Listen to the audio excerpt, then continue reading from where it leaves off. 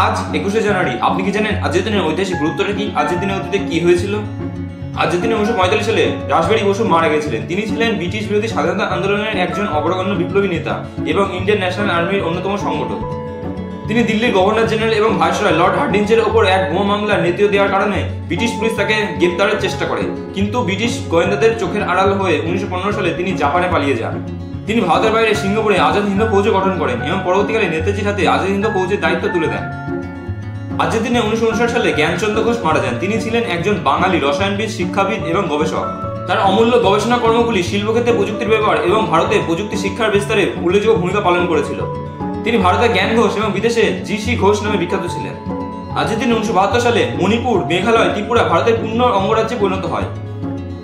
আজকের দিনে 1924 সালে ভ্লাদিমির ইলিচ লেনিন মারা গিয়েছিলেন। তিনি ছিলেন একজন মার্ক্সবাদী রুশ বিপ্লবী এবং কমিউনিস্ট রাজনীতিবিদ। লেনিন 1917 থেকে 1924 সাল পর্যন্ত সোভিয়েত রাশিয়ার রাষ্ট্রপ্রধান এবং 1922 থেকে 1924 সাল পর্যন্ত সোভিয়েত ইউনিয়নের সর্বাধিনায়ক ছিলেন। আজকের দিনে 1946 সালে সুশান্ত সিং রাজপুত জন্মগ্রহণ করেছিলেন। তিনি ছিলেন হিন্দি চলচ্চিত্রের একজন উল্লেখযোগ্য নায়ক।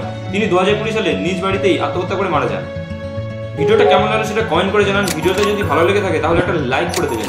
ভিডিও থেকে আপনি যদি নতুন কোনো তথ্য জানতে পারেন তাহলে আপনি আপনার প্রিয়জনের কাছে শেয়ার করে তাদের জানার সুযোগ করে দিন। এরকমই প্রতিদিনের গুরুত্ব সম্পর্কে জানতে চ্যানেলটি সাবস্ক্রাইব করে চ্যানেলের পাশে থাকবেন।